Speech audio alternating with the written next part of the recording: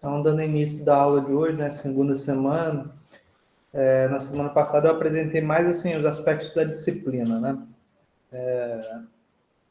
Passando ali qual vai ser a nossa forma de trabalhar, quais vão ser os tópicos que vão ser abordados. Agora a gente já começa a fazer uma apresentação, ainda um pouco teórica, assim, mas já falando mais tecnicamente sobre alguns paradigmas, né, de inteligência artificial que a gente sabe que existem, que podem ser úteis para resolver problemas de engenharia, né? São chamados sistemas inteligentes.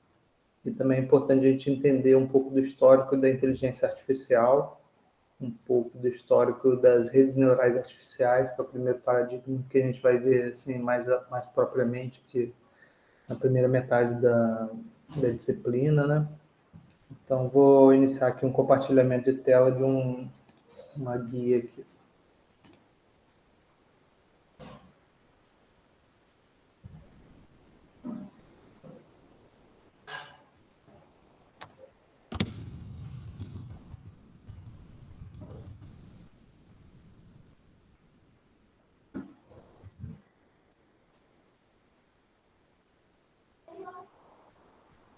Acho que vocês devem estar vendo aí uma sequência de um slide, né, que tem o título Inteligência Artificial.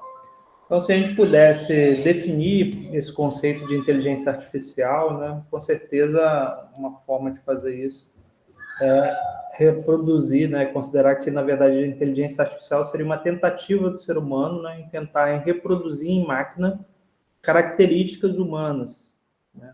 Mais adiante, esse conceito ele foi expandido um pouco mais. Ele passou a ser considerar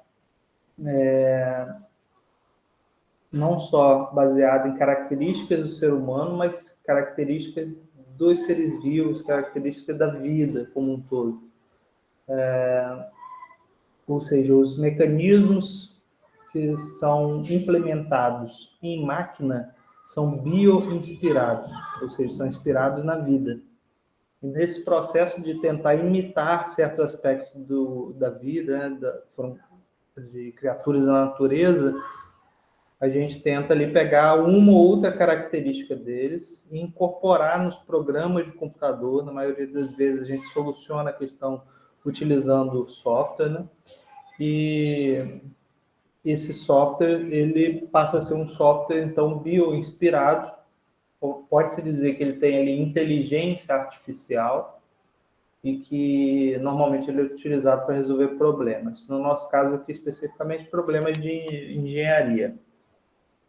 Mas o ser humano ele tem capacidade de resolver problemas de várias ordens, né? Soluções de problema, como, por exemplo, o uso da lógica, métodos de raciocínio e pensamento. Então, a forma como os seres humanos pensam, a forma como eles organizam o conhecimento do mundo e estabelecem suas regras dentro da cabeça e utilizam esse modelo mental da realidade para resolver problemas, é o que a gente tenta emular em máquina. Para isso, nós podemos usar de mecanismos programados de diversas formas, tá? E ao longo da história da inteligência artificial, essas coisas foram evoluindo. No início, esses mecanismos eram mecanismos mais simplistas, né? Eles tinham lá uma inspiração biológica, na maioria das vezes, nas redes neurais artificiais, e esse modelo matemático das redes neurais artificiais ele era utilizado como base para poder realizar um processamento de sinal, um processamento de dados, numa tentativa de mapear uma relação de entrada e saída a partir de exemplos e que a rede neural artificial conseguisse generalizar aquela informação para diversas situações, né, para situações não previstas ou situações não programadas. Então, na época, entendia-se que a máquina tinha inteligência porque ela fazia aquilo para o qual ela não foi necessariamente programada. Ainda que essa inteligência dela fosse só a capacidade de generalização que os seres humanos têm. E que, por analogia, o processo de aprendizagem dessa máquina, baseada em redes neurais artificiais, fosse um processo de aprendizagem semelhante ao que os seres vivos também estabelecem. Então, o ser humano ele consegue realizar a tomada de decisão, ele tem a capacidade de aprender, né? Nós, seres humanos, nós começamos a vida sem saber muita coisa. E à medida que a gente vai utilizando os nossos sensores e nossos atuadores, a gente vai interagindo com o mundo e vai aprendendo a, digamos assim, controlar esse mundo para os nossos interesses, né? De acordo com os nossos interesses. E esse processo de aprendizagem, ele também varia ao longo do desenvolvimento de um ser humano. No início, a aprendizagem do ser humano, ela é muito assim, a partir de estímulos. E o que o ser humano faz a partir daqueles estímulos são chamados esquemas sensório-motores. Então, ele precisa sentir, e aquele estímulo que ele sentiu, ele meio que instintivamente tem uma ação associada àquele estímulo. Então, essa regrinha vai fazendo ele testar. E ele vai executando aquilo ali até que ele vai aperfeiçoando a mecânica motora necessária para poder dar resposta àquele estímulo. Exemplo clássico disso, né? Quando um bebê está lá chorando, e a mãe dá uma chupeta ou uma mamadeira. No começo ele se embola lá com a mamadeira, com a chupeta, não consegue colocar na boca, tenta colocar na boca e cai, ele chora de novo. Mas com o tempo ele vai se desenvolvendo esse esquema sensório-motor dele, que colocou a chupeta na mão e já coloca na boca com perícia, né? Com precisão. Então, esse processo de adaptação de forma cíclica, ele é algo inerente à aprendizagem do ser humano, do ser vivo, no início da vida. Né? Mais para frente, a aprendizagem começa a se tornar algo mais complexo. Além dele detectar esse dado, essa informação pelos sensores, e ao invés de ir direto para a questão de neural que estimula os motores, né, a ação motora dele, ele tem coisas intermediárias, né? Ele é capaz de reter ali momentaneamente informação e processar essa informação de alguma maneira e tomar uma decisão de forma um pouco mais consciente, com base em categorias, digamos aí, de ações, né? Então, para um dado conjunto de estímulos, ele tem um certo tipo de ação a ser desenvolvida. E essa ação vai se aperfeiçoando ao longo do tempo. Em certo momento, ela tem uma determinada intensidade. Mais para frente, ele consegue perceber que, dependendo do objeto que ele manipula, essa intensidade tem que ser modificada. E tudo isso vai contribuindo para que ele possa ir construindo ali os mecanismos de aprendizagem dele. Mais para frente, com mecanismos bem mais desenvolvidos, né? Funções cognitivas já bem avançadas, bem amadurecidas, ele já começa a perceber certos aspectos que permitem ele não só agir sobre o universo no qual ele está inserido, mas também planejar as ações. Então, uma coisa muito diferente de certos seres vivos para nós, seres humanos, que somos um tipo específico de ser vivo, é a nossa capacidade de planejar. Existem outros animais também que têm essa capacidade. Mas a nossa capacidade de planejar, ela é algo evidente. E de coordenar nossas ações com o objetivo de atingir alguma finalidade, resolver algum problema, digamos aí, da melhor maneira possível. E aí esse processo de desenvolvimento ali, ele já começa a estabelecer no campo da nossa cognição, não só mais no campo da nossa percepção, certos mecanismos certos aspectos teóricos que a gente mais para frente aprende na aprendizagem escolar. Por exemplo, a gente aprende coisas como conservação, né? A forma de conservar algo. A gente aprende através da física leis de conservação de energia. A gente aprende a partir da matemática certos elementos também de conservação.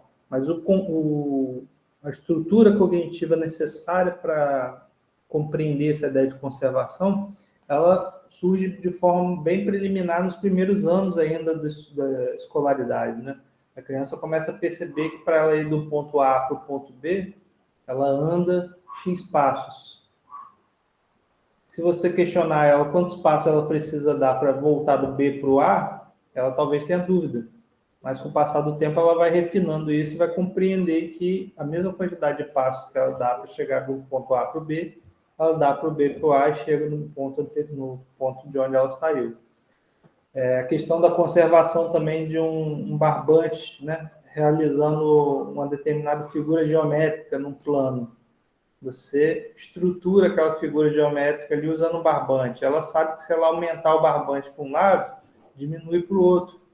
Então, essa questão de conservação de massa, né, e conservação do movimento, né, é também muito importante. A questão da tomada de decisão é um elemento importante também na relação entre o homem e a máquina. É, inclusive, um dos aspectos que, durante uma certa época, nos diferenciou. Se nós pensarmos, por exemplo, nos computadores, os computadores eles foram desenvolvidos por nós, seres humanos, para automatizar cálculos. Então, inicialmente, o objetivo dos computadores era realizar algumas poucas tarefas e ele era desenvolvido eletromecanicamente para resolver problemas de cálculos, né, para automatizar cálculos, porque o ser humano já conseguia calcular, só que ele poderia, em algum momento, por cansaço, por alguma perturbação, algum distúrbio, não conseguir executar com eficácia e com repetibilidade algum tipo de rotina de cálculo. Então, para minimizar esse tipo de problema, o ser humano ensinou à máquina como fazer aquele cálculo. E a máquina sempre consegue fazer o cálculo, independente dos valores entrados, sempre com precisão e repetibilidade. Nós ensinamos a máquina a calcular porque nós sabíamos o algoritmo necessário para realizar os cálculos. Então, um certo tipo e natureza de problema é um tipo e natureza de problema que o ser humano consegue não só solucionar, como também modelar a sua solução. Não sei se já pararam para pensar nisso. O ser humano ele instrui a máquina, programa os robôs, programa os equipamentos, programa lá os seus softwares para poder resolver problemas que ele sabe não só resolver, mas também explicar a máquina como resolve e fazer ela repetir aquilo. Esses problemas inicialmente eram problemas de natureza lógica e aritmética, até mesmo pela limitação com que você codificava e decodificava dados no computador, né, e os manipulava. Mas à medida que o ser humano estabeleceu ali uma arquitetura de computador separando software e hardware, né, foi uma proposta de von Neumann, que era um cara que estava nas bases da computação aí do mundo, né? Temos que entender que a computação ela vem da matemática, né? Então os matemáticos é que determinavam ali as regras dos primeiros computadores.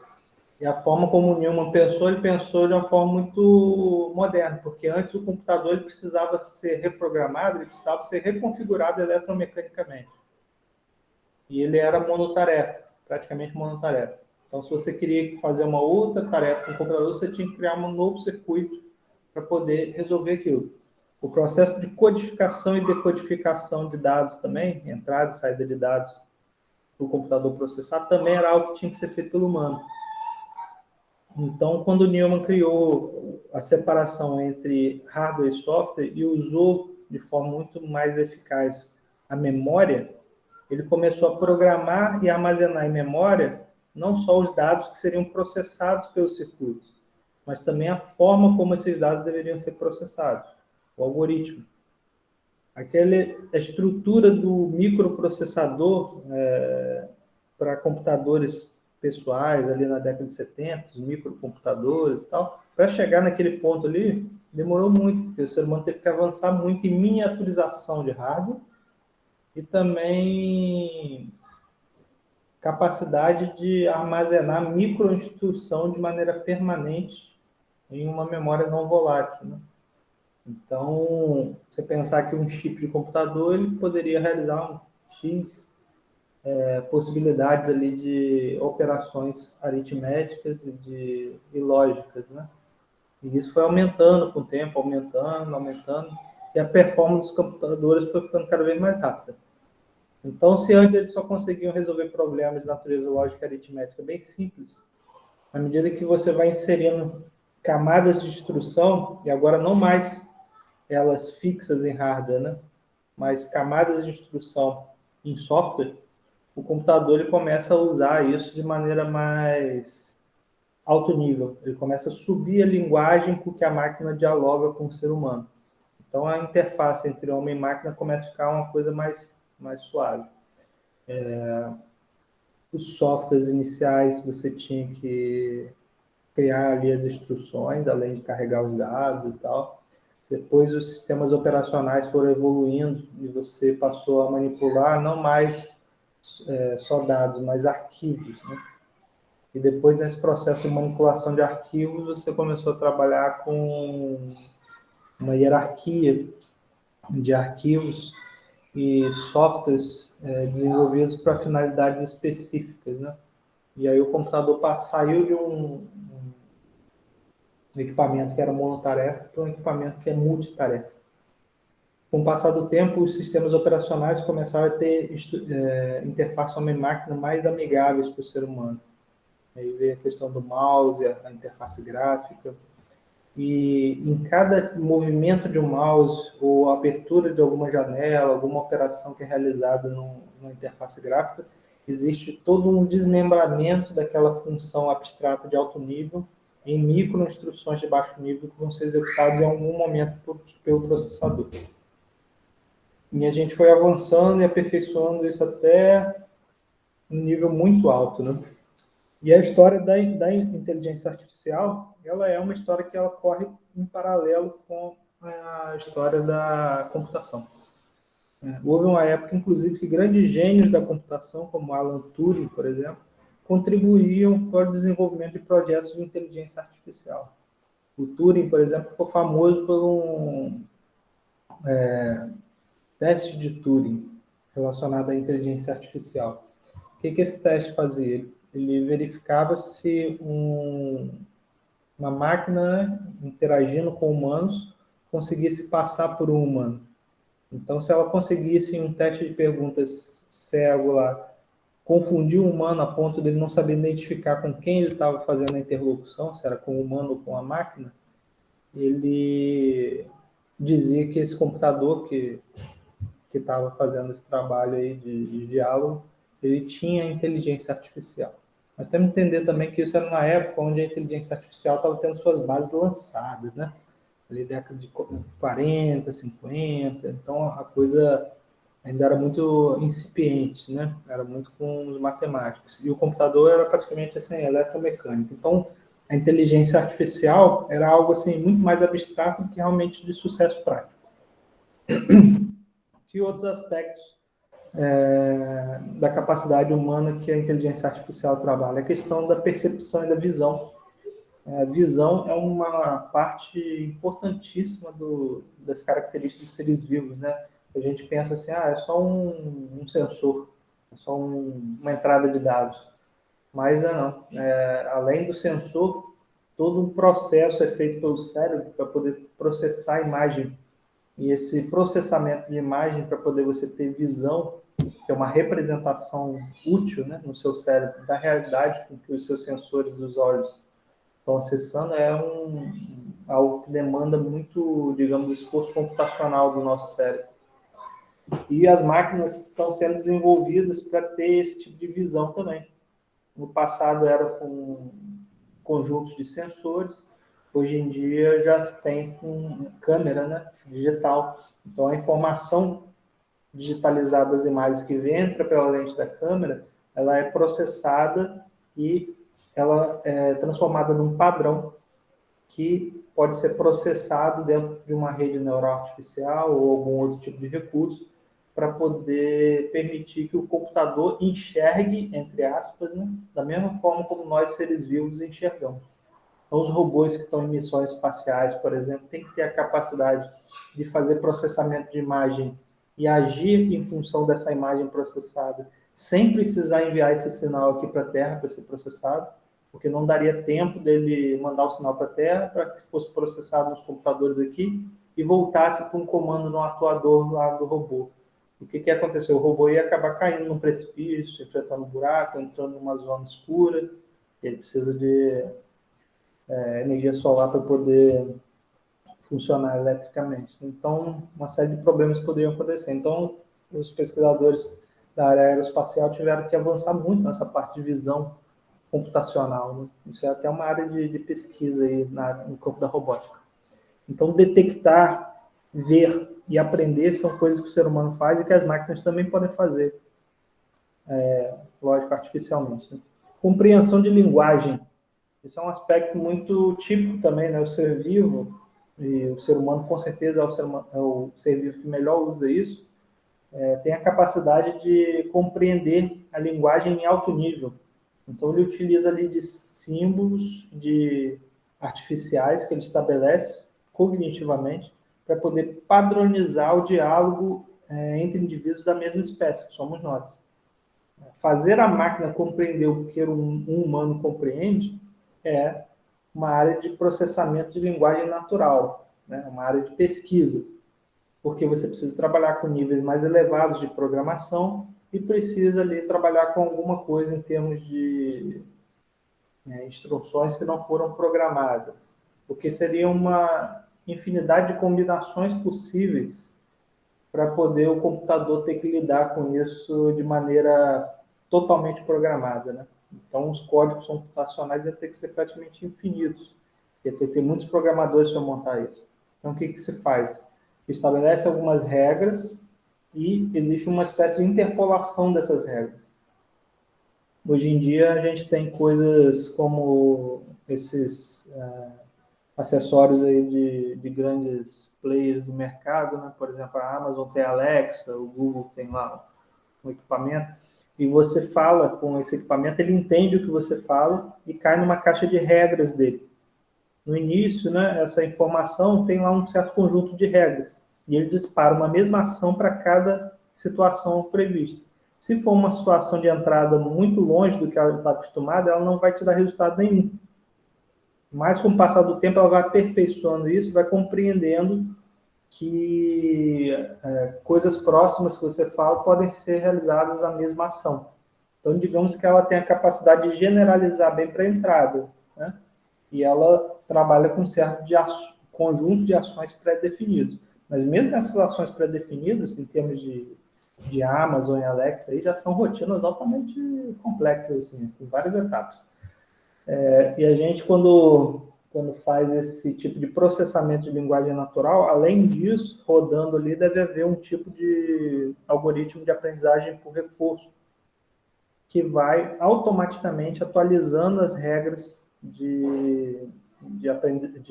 com que a rede neural lá da Amazon, a inteligência artificial da Amazon, processa esses dados.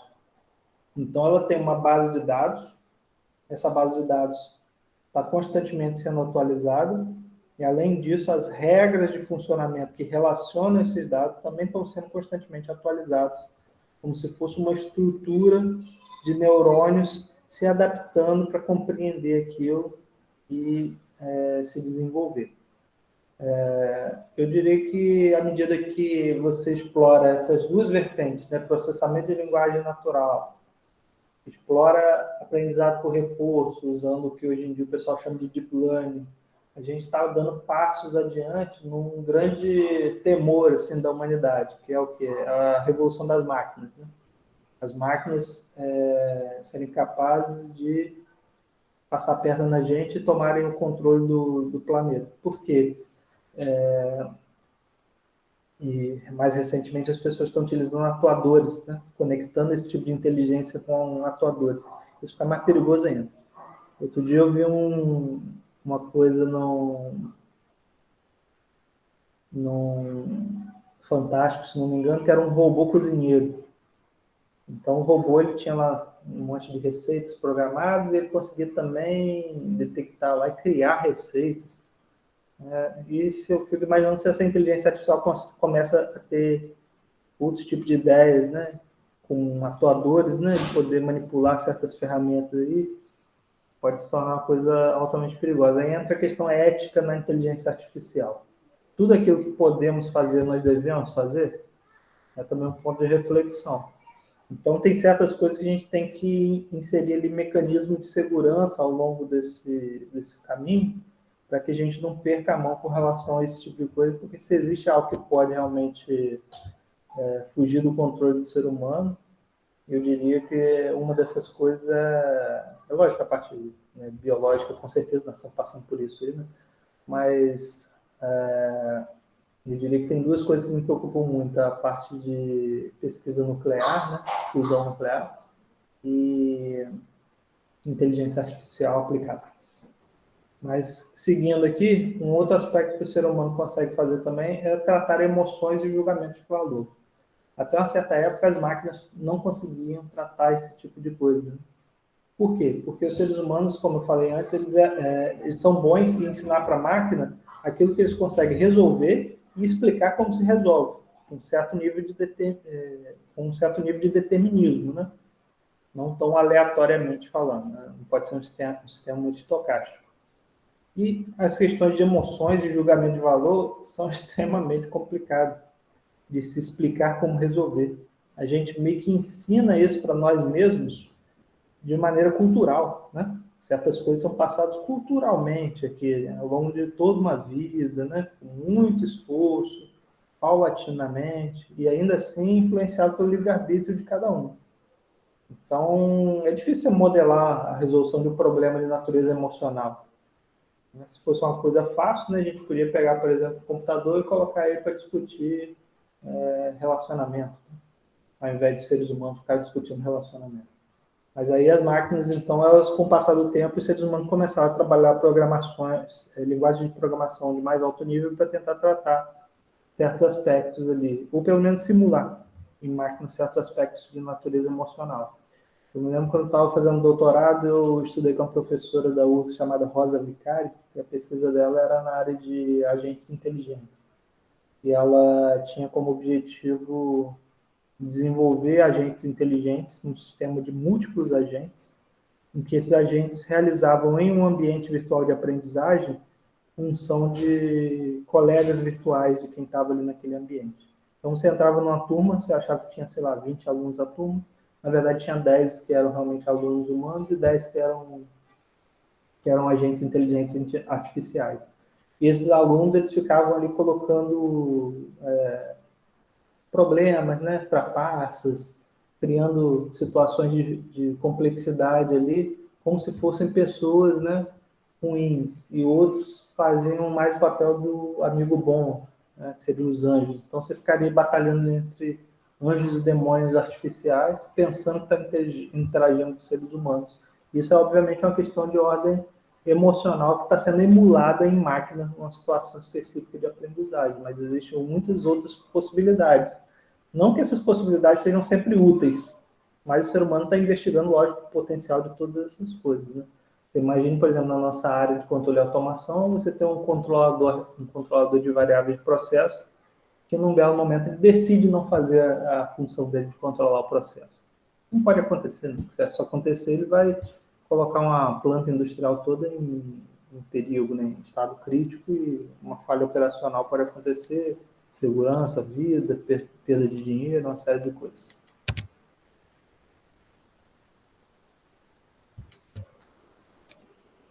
A parte de... Então, falei bastante sobre essas coisas aqui, como aprendizagem, processamento de linguagem natural, a parte de sensoriamento com a robótica,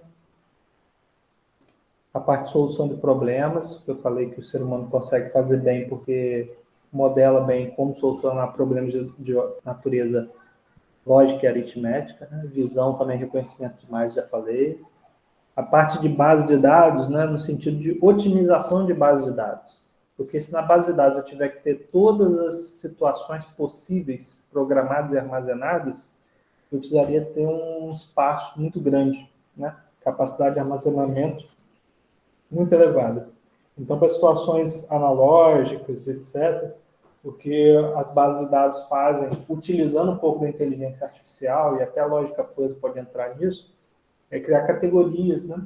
E que a fronteira dessas categorias seja uma fronteira nebulosa, vaga e imprecisa, e que o software baseado em inteligência artificial consiga processar e tratar essas coisas.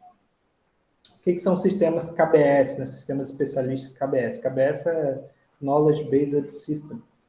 Então, são sistemas baseados em conhecimento. E sistemas especialistas são chamados sistemas que imitam o conhecimento de um especialista humano. Quando esse negócio surgiu, ele usava muito pouco assim por dentro, em termos de mecanismo, de aprendizagem, generalização, processamento de linguagem natural. Ele não usava nada desse recurso. Então, ele é praticamente um sistema de informação, que não tem a inteligência artificial. Mas qual é o tipo de informação que ele tem armazenado e que ele manipula? Informações de casos de utilização.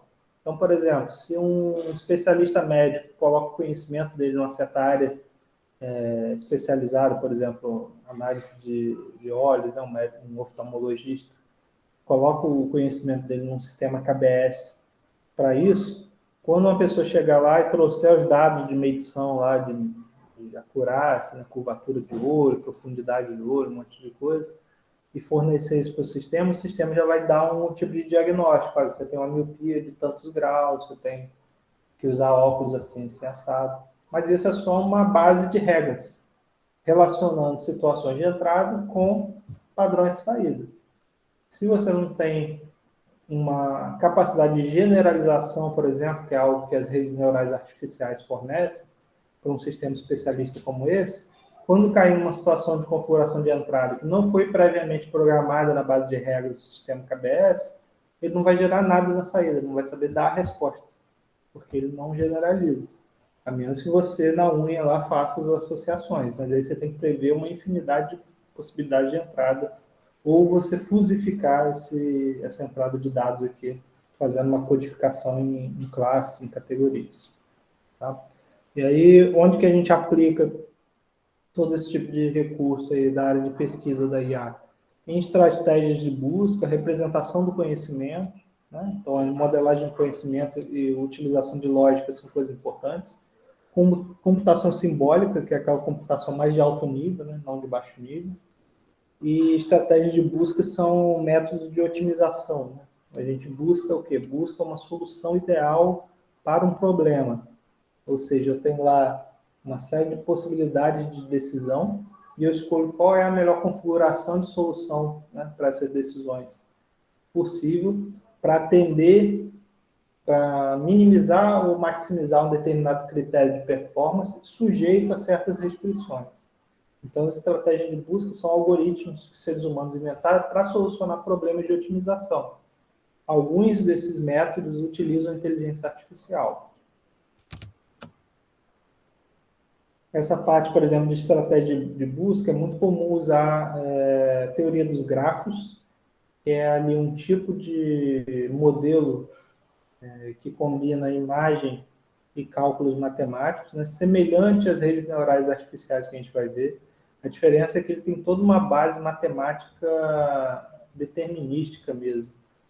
Os grafos mais conhecidos são os grafos eulerianos e hamiltonianos. Existe uma diferença entre eles que eu não saberia dizer. Mas os grafos eles são utilizados para otimização de problemas de roteamento. Você entender qual é o melhor caminho para atingir um objetivo, né? Minimizando ou maximizando algum critério. Tipo, levar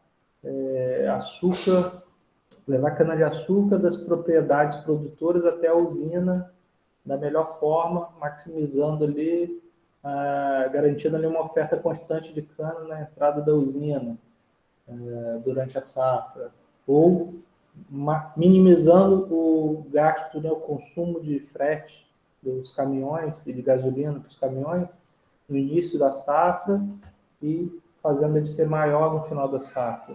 Então, esse tipo de gráfico, questão de percurso, pegar em qual propriedade primeiro. Existe o problema do caixeiro viajante, não sei se você já ouviu falar disso, não. Um vendedor tem que passar em várias cidades vendendo o produto dele e retornar para a cidade onde ele saiu. Qual seria o percurso no qual ele vai conseguir fazer isso em menor tempo, né? Ou com menor esforço, ou com maior índice de venda? Então, são critérios que são utilizados ali e a solução seria um segmento de reta, né? O primeiro vai da cidade A para a cidade B, da B para X, da X para Y, da Y para C. É muito utilizado na área de logística, esse tipo de estratégia de busca, para descobrir isso aí, ó, caminho mais curto, caminho mais rápido, e também na área de internet, para poder definir as melhores rotas de pacotes de dados entre servidores. Sistemas baseados em regra, que são chamados sistemas especialistas, que eu falei. Você tem a figura do engenheiro de conhecimento e uma base de conhecimento. Você tem o conhecimento de um especialista sendo modelado ali. Aplicações e problemas de domínio restritos, como, por exemplo, diagnóstico médico, falhas em sistemas ou máquinas elétricas, educação à distância, mas de coisas assim mais exatas, né, tipo matemática. Então, tudo aquilo que não precisa de grande complexidade, né, e poder de generalização, aprendizagem, etc., você poderia virtualmente usar sistemas especialistas. Os sistemas fuzzy, eles são uma espécie de sistema especialista. A diferença é que, ao invés de eles manipularem informação discreta nas entradas e nas saídas, eles manipulam informação fusificada. Né? Mais para frente a gente vai ver o que é isso.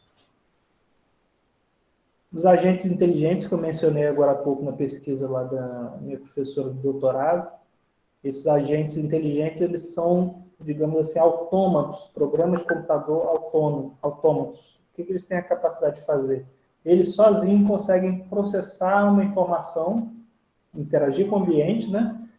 Usando alguma coleta de informação, processar algum tipo de tarefa e cumprir essa tarefa, né? Processar essa informação e cumprir uma determinada tarefa. O que a gente tem, na maioria das vezes, é um ambiente que utiliza múltiplos agentes espalhados em um ambiente virtual, como, por exemplo, a internet. Então, espalhados nos computadores dos usuários pelo mundo todo, você tem uma série de programinhas autômatos, são chamados agentes computacionais, agentes de software, realizando pequenas tarefas. E, às vezes, eles se combinam para poder resolver tarefas mais complexas. Se você dotar esses agentes de software de inteligência artificial, você pode dizer que você tem agentes inteligentes. Então, alguma característica do ser humano tem que ser programada nessa rotina de realização de tarefas desse agente para que ele possa ser considerado um agente inteligente. Caso contrário, ele é apenas um agente de software. Mesmo os agentes de software já são bastante úteis. E se nós incrementarmos eles com dispositivos mecânicos, né, servomecanismos, sensores, atuadores, a gente cria aí agentes robóticos. Isso é interessante porque hoje em dia o pessoal está trabalhando com conceitos de nanorobôs, microrobôs, para fazer um determinado trabalho, tipo inserir algum tipo de droga ou medicamento, coloca dentro do corpo humano e esse robô ele vai fluindo pelos caminhos que ele tem que fluir e o objetivo dele é detectar onde ele está num determinado local do corpo, onde ele tem que deixar realmente aquela medicação. Então, você fazer uma aplicação mais cirúrgica de um medicamento pode fazer diferença, né? Por exemplo, em casos de quimioterapia. Né? E os agentes robóticos, eles podem interagir em um ambiente e criar uma espécie de inteligência coletiva para poder realizar operações mais complexas. Não sei se vocês têm visto aí, por exemplo, nas Olimpíadas, os japoneses usaram drones para poder fazer imagens, né? Então, você coloca a iluminação dos drones, coloca os drones para voar num certo espaço de noite e manda eles interagirem entre eles para poder criar uma imagem. Né? Você pode fazer isso de forma totalmente programada, ou você pode dotar esses drones de um certo nível de inteligência, que ele consiga perceber, por exemplo, qual a distância que ele está de um outro drone que coopera com ele, para evitar de ter colisão. Um exemplo de aplicação disso que uma vez eu pensei que seria muito interessante é na área de cinema, quando os diretores querem filmar, por exemplo, com múltiplos ângulos, você poderia soltar uma série de drones com câmera, cada um deles pegando em um certo ângulo, e é claro que esse drone tem que ter uma certa inteligência para perceber o seguinte, né, e reconhecimento de imagem, para perceber que se um outro drone entrou no ângulo da câmera dele, vai aparecer na filmagem, e você não quer isso, ele vai ter que mudar o ângulo dele usando inteligência artificial para isso, de repente. E principalmente usando uma programação multi-agentes. Aí tem gente que utiliza certas heurísticas, como colônia de formigas, bando de pássaros.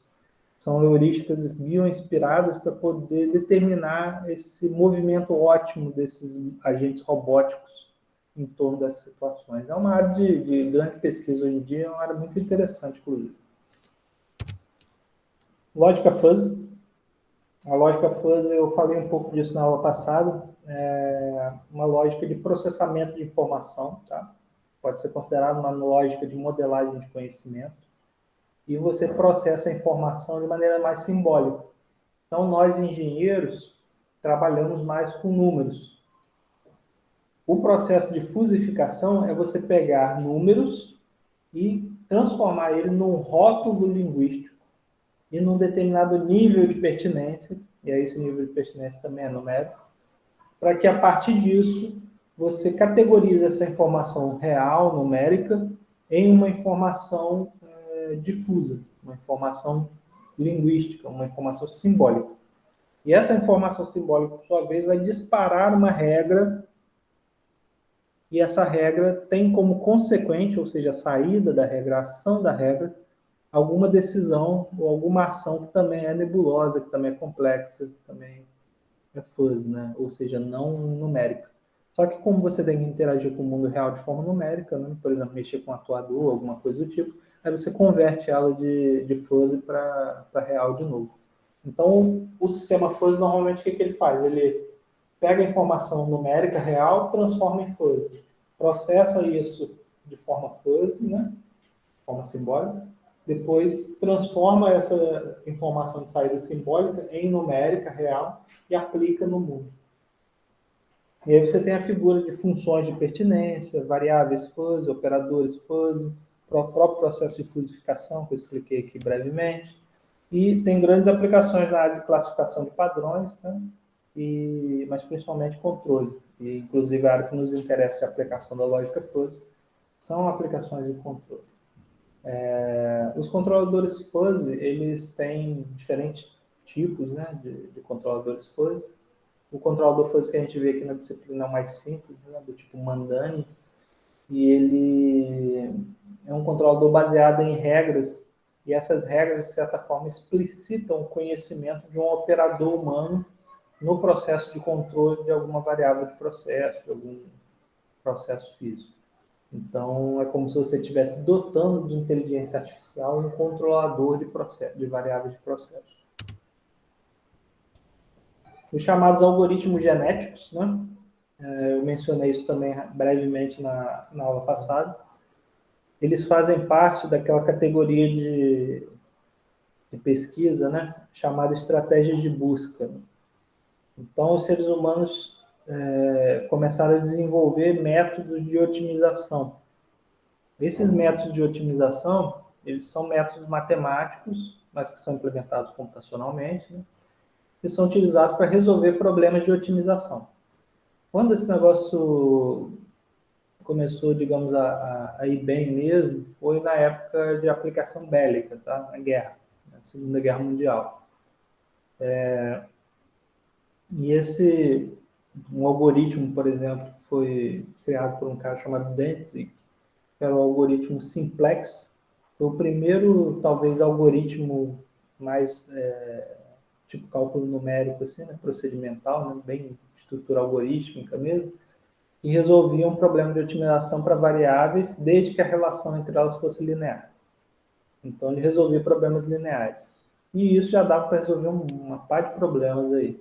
E eles usaram os computadores, que na época estavam surgindo, para automatizar os cálculos desses algoritmos de otimização. E usaram isso, por exemplo, para definir o movimento das tropas, posicionamento de canhões, tanques, etc.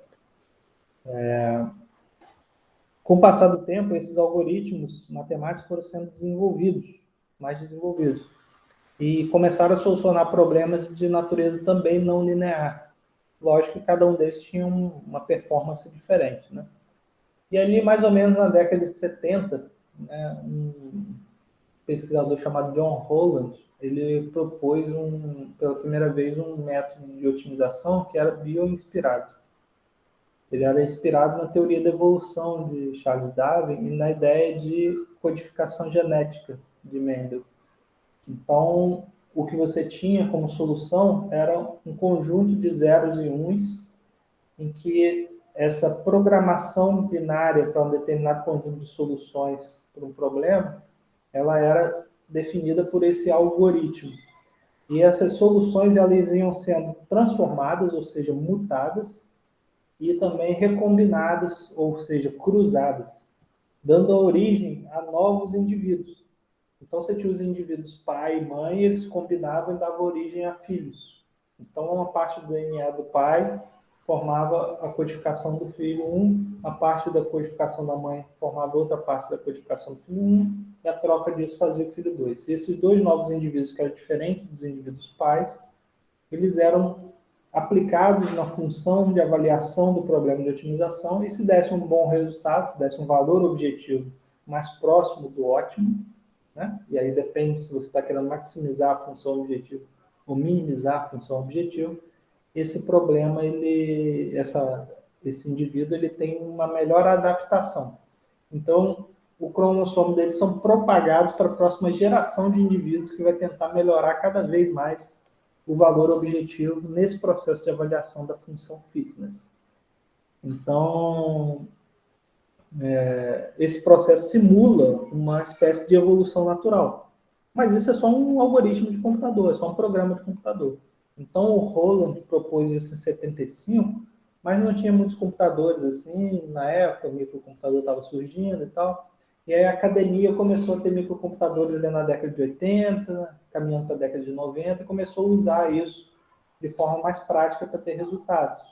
Aí existe um pesquisador chamado Goldberg, que ele popularizou os algoritmos genéticos na área da computação. Então, ele mostrou no livro dele, eu até tive acesso a esse livro, estava na biblioteca lá da UENF, sobre algoritmos genéticos, né, todo em inglês lá. Ele explica como programar isso. Não me lembro qual linguagem de programação ele usou, mas deve ter sido Fortran, alguma coisa velha assim. E ele usou isso para sugerir solução de alguns problemas numéricos, né, problemas matemáticos, problemas de engenharia. E nós, por exemplo, na área de controle e automação, nós poderíamos usar virtualmente algoritmos genéticos. Como? Nós poderíamos utilizar os algoritmos genéticos para que eles pudessem encontrar para a gente uma melhor configuração, por exemplo, de parâmetros a serem ajustados em controladores automáticos. Então, se eu tenho uma planta multivariável, mas eu utilizo vários controladores monovariáveis para controlar as variáveis de processo dessa planta. E cada controlador monovariável desse tem certos parâmetros a serem ajustados. Então, eu vou lá, crio um indivíduo e vários indivíduos, né, no algoritmo genético, que esses indivíduos, a codificação deles são o seguinte, olha, valor do proporcional do controlador 1, integral e derivativo do controlador 1, as três primeiras casinhas do indivíduo, as próximas 3 do controlador 2, as próximas 3 do controlador 3, e você vai dando números reais para esses valores. E roda o algoritmo genético para que ele vai evoluindo nas gerações, fazendo cruzamento, mutação, e avaliando isso na função fitness, que minimiza, por exemplo, o erro em regime permanente, ou o erro no estado transitório de um sistema automático. Então, a própria avaliação também da performance desses controladores, utilizando esses dados gerados como solução pelo algoritmo genético, seria um problema também de simulação. Você precisaria simular isso dinamicamente para poder validar aquele indivíduo ali, para ver se ele é realmente próximo do ótimo. Então, nós poderíamos ter uma aplicação na área de controle regulatório dessa forma, uma melhoria de parâmetros de controladores. Poderia também trabalhar com melhor ajuste de set points, encontrar uma melhor configuração de set point que determina para onde a variável de processo tem que ir através do sinal de controle dos múltiplos controladores. Então, isso aí é só alguns exemplos de algoritmo genético. Se você você pode combinar também algoritmo genético com outros métodos de inteligência artificial. A lógica fuzzy, por exemplo, ela tem diversos parâmetros que o ser humano, né, o projetista do sistema fuzzy, ele tem que ajustar empiricamente. Só que talvez o algoritmo genético pudesse testar vários ajustes e ver qual deles traria um melhor desempenho desse controlador ou desse sistema fuzzy para resolver uma determinada tarefa. Então, nós estaríamos utilizando ali uma combinação entre algoritmo genético e lógica fuzzy. São chamados sistemas de inteligentes híbridos. Assim como existe também a possibilidade de usar redes neurais e algoritmos genéticos, ou lógica fuzzy e redes neurais. Então, essas combinações aí também existem e são possíveis. A gente não vai tratar elas aqui na disciplina, mas elas são campo de interesse da inteligência artificial. E as redes neurais artificiais são talvez aí, historicamente falando, o paradigma de inteligência artificial, o sistema inteligente, de maior sucesso prático, né, de grande êxito, e tem também uma relação histórica muito forte com a história da computação. O que são essas redes neurais? Né? As redes neurais naturais, né, o neurônio, ele é uma célula nervosa e é o principal componente do sistema nervoso. Então, estima-se que o cérebro humano possua mais de 15 bilhões dessas células, responsáveis por todas as funções do sistema humano. Então, neurônios de todo tipo existem no nosso sistema nervoso e eles se associam em rede para comandar várias funções do nosso corpo, para processar informação, para fazer um monte de coisa. Coisa que a gente controla e coisa que a gente não controla. Ele funciona mais ou menos dessa maneira. Ele possui um corpo celular, que tem vários dendritos, e ele pega esses estímulos elétricos dos dendritos e propaga isso para o axônio, que é uma espécie de caminho, né? Feito de proteína. Né? E essa direção do impulso elétrico gerado nos detritos, passando pelo corpo celular e passando pelo axônio, chega a novos detritos que se conectam a detritos de uma outra célula nervosa.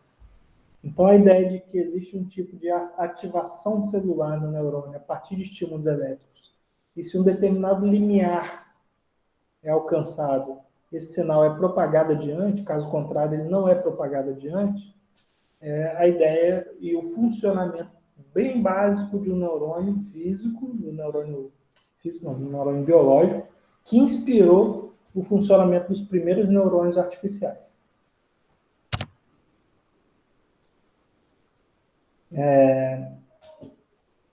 A rede, né, neural artificial é uma estrutura de neurônios através da qual ocorrem os processos de comunicação entre eles, né? São as sinapses, onde ocorre a passagem do sinal neural através de processos eletroquímicos específicos.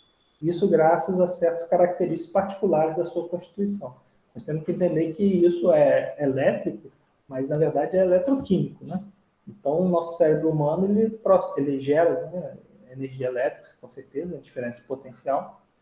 Corrente elétrica circula nele, mas em um nível baixíssimo, né?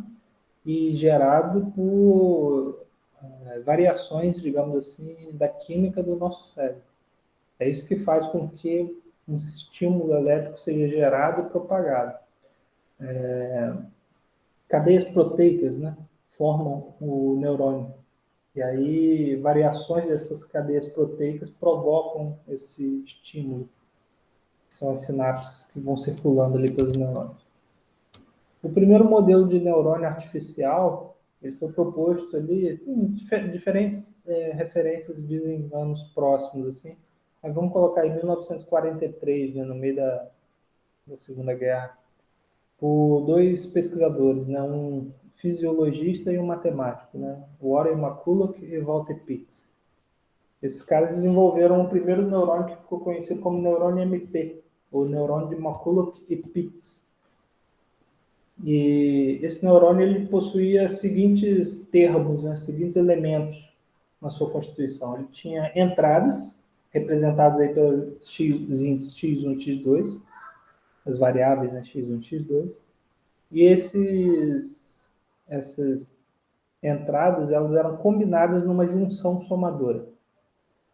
Esse valor gerado na saída da junção somadora era, digamos, a entrada líquida ou entrada efetiva do neurônio artificial.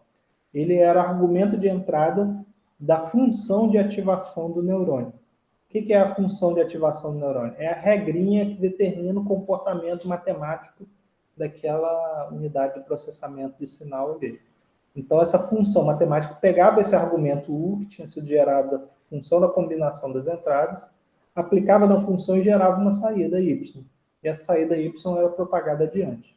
E, na época, essa função de ativação utilizada, que determinava a regrinha matemática de processamento de sinal, era uma função do tipo hard limit, ou threshold, que diz o seguinte: se esse valor de entrada efetiva do neurônio U ele atinge um limiar θ qualquer, né, pré-definido, ele passa a um novo patamar na saída do neurônio. Então, o f de U ele sai de 0 para 1, ou de um patamar para outro, em função do valor de U ter alcançado ou não o limiar θ. Então, é uma função C, né? Se U maior que θ, ele ativa; se U menor ou igual a θ, ele não ativa a saída do neurônio. É basicamente isso que está explicado aqui nesses slides. Deixa eu interromper um pouquinho aqui o compartilhamento de tela. O que vocês estão achando aí? Conseguiram compreender essas primeiras colocações aí sobre sistemas inteligentes, chegando até as redes neurais? Como é que está aí a cabeça de vocês?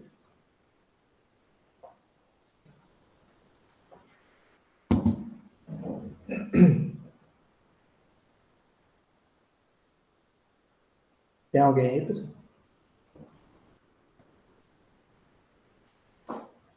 Professor, eu confesso que ainda estou um pouco, assim, foi muita coisa, né? Pincelado em muita coisa, e fiquei um pouco perdido, né? Que a gente falou um pouquinho sobre cada coisa, mas a gente vai falar mais sobre isso mais para frente, né?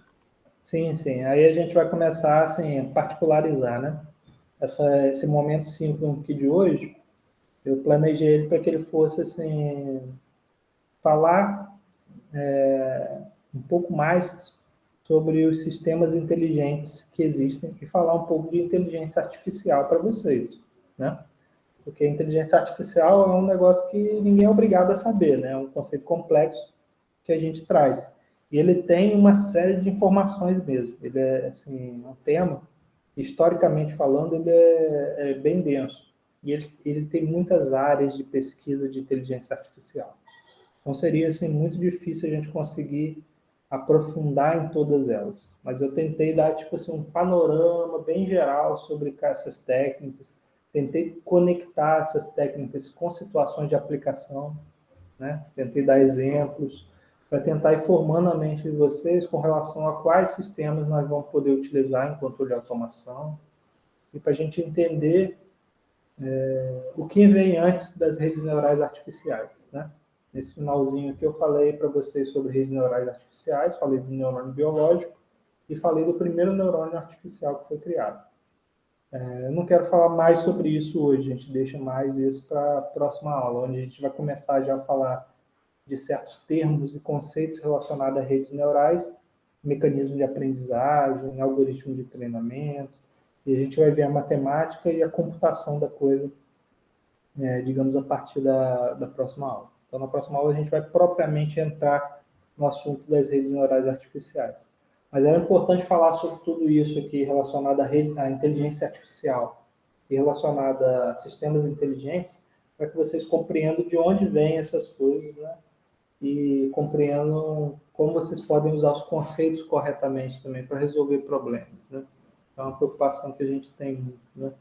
Às vezes o cara tem um conhecimento com relação aos métodos, né, mas confunde conceitos. E aí, quando ele tem que tratar um problema real de grande porte, ele se perde e não consegue avaliar muito bem os resultados.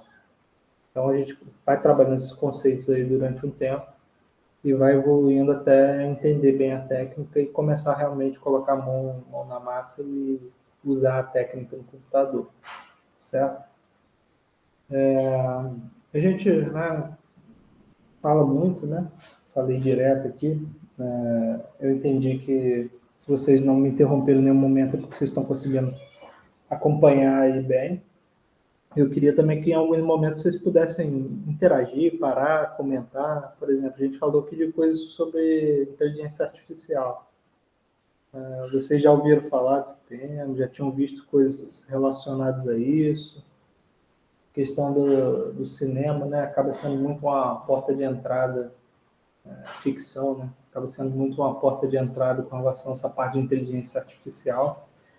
Inclusive, o cinema e a ficção são muito bons para mostrar para a gente o que inteligência artificial não é, né? Normalmente o que eles mostram são coisas bem,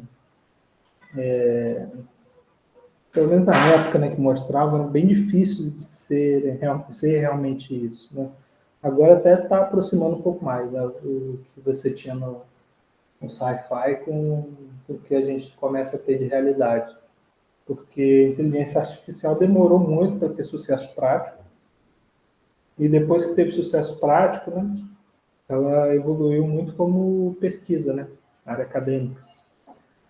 E agora está começando a ter mais sucesso prático sendo utilizado em outras áreas, né, mas tudo sempre fruto de pesquisa, de desenvolvimento computacional, desenvolvimento empresarial, para atender a indústria bélica, é um negócio que puxa muito isso, né? O ramo também dos negócios, né? Utilizando muito inteligência artificial. O aumento da quantidade de dados que a gente trafega na rede hoje, que a gente compartilha como sociedade, aumentou tanto, e a inteligência artificial começou a ser até necessária para poder processar essa quantidade massiva de dados, né? O pessoal hoje em dia está trabalhando muito com o que eles chamam de Big Data, e usando essas grandes bases de dados para alimentar sistemas de business intelligence. Que é você reconhecer padrões em dados e utilizar esse conhecimento desses padrões para poder prever certos movimentos. E com isso você maximizar lucro, minimizar custos, maximizar alcance. Aí é usado isso em propaganda, é usado em muita coisa hoje em dia, né? Mas eu queria que vocês falassem um pouco disso aí também, onde que vocês já ouviram falar que tem inteligência artificial, ou se vocês já viram algum filme que chamou a atenção de vocês sobre inteligência artificial. Só para a gente encerrar a aula de hoje. Pessoal, um exemplo que você até falou, e acho que ele usou algoritmo genético, foi um livro do Dan Brown, que escreveu o Código da Vinci. Ele tem um chamado A Origem, que aí é um cientista que ele faz uma simulação no computador, tipo um espaço fechado, como se fosse desde do início da vida, passa, né, pelos dinossauros, a evolução toda, passa pela gente, e a ideia que teria, que de acordo com aquela simulação do nosso tempo de vida, né, da Terra, chegaria uma nova raça que faria o ser humano ser extinto, né? Mas no caso não seria isso. Seria a raça Tecno, né, que ele falava, que seria como se fosse uma revolução das máquinas, envolvido com questão de usar partes de robô no corpo humano, né? Os seres humanos meio que se tornariam uns androides, algo do tipo assim. E isso foi tudo de acordo com a simulação que ele fez no computador, acredito que com algoritmo genético. Interessante. Isso foi um livro ou um filme? Um livro, né? É o livro, porque acho que é o último livro dele que ele usa. É o mesmo protagonista do Código da Vinci, do Anjos e Demônios, mas aí não. Acho que não lançou filme mais, não.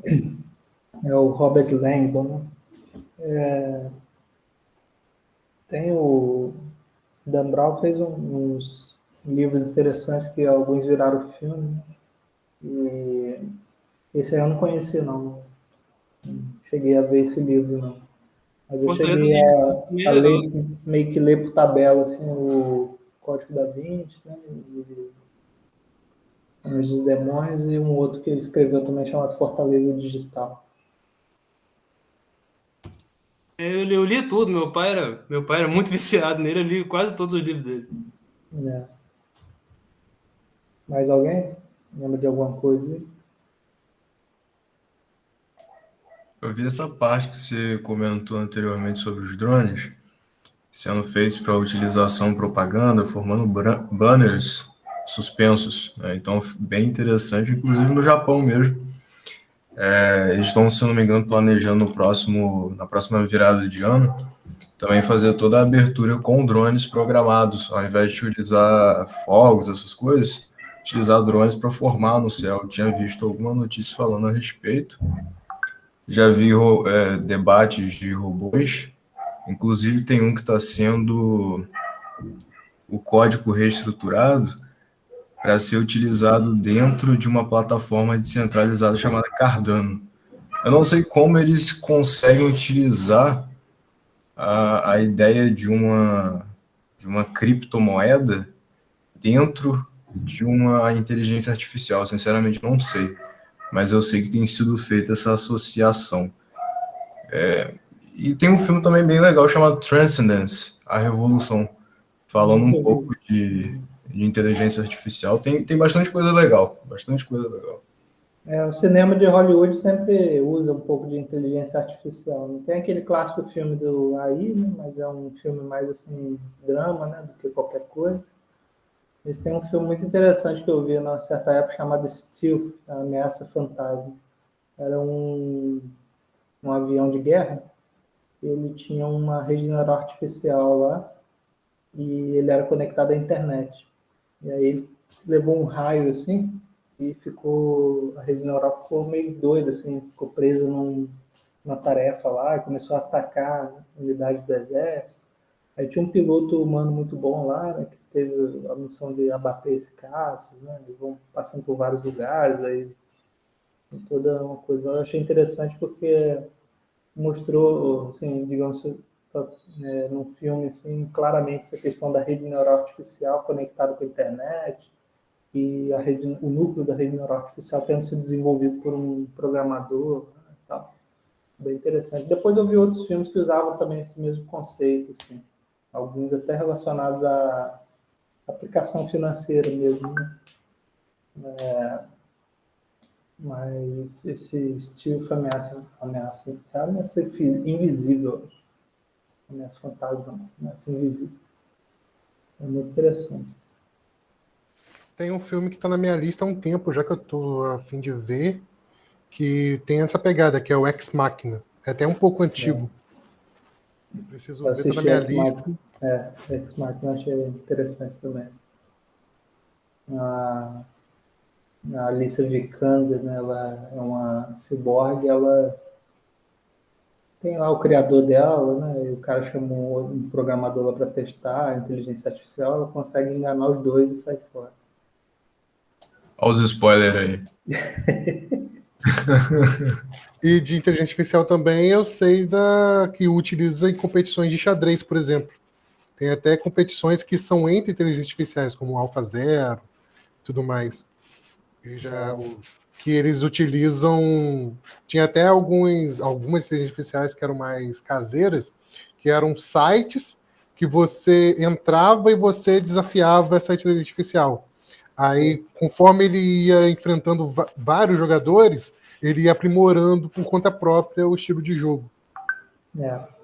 Esses algoritmos que estão tendo grande sucesso prático hoje em dia de redes neurais, né, de aprendizagem profunda, né, que eles chamam, na verdade são baseados nos antigos algoritmos de aprendizado por reforço da década de 70, década de 80, que é um tipo de rede neural artificial que ela faz o seguinte, ela aprende sozinha. Não é o tipo de rede neural que nós vamos ver aqui na nossa disciplina, não. Aqui nós vamos ver as redes por correção de erro, né, alimentadas adiante, que a gente chama.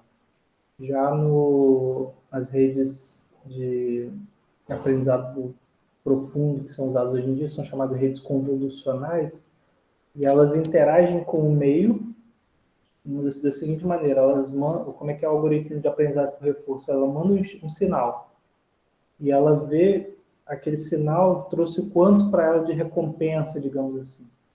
E aí, em função daquilo ter sido exitoso ou não, ela repete mais vezes ou para de aplicar aquela estratégia de ação.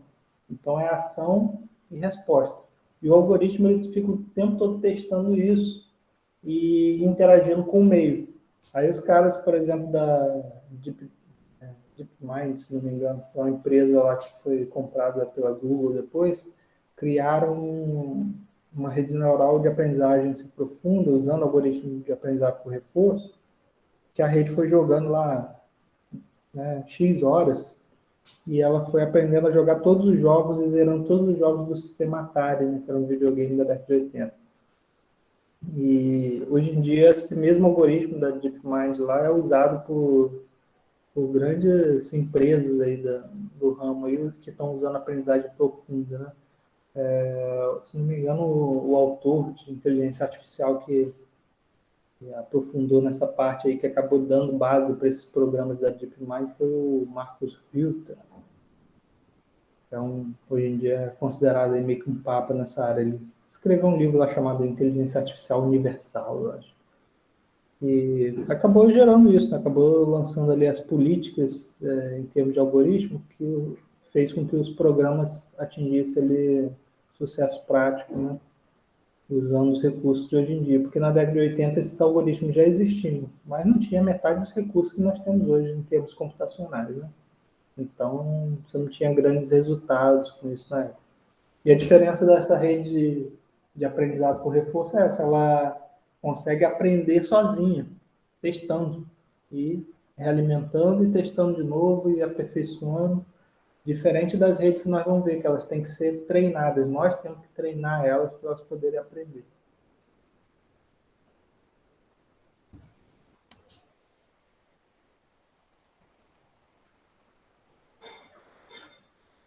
O Pedro comentou aqui no chat sobre edição musical, ele tinha até comentado comigo no WhatsApp outro dia sobre isso, questão de reconhecimento de padrões de pedaleira, de instrumentos musicais.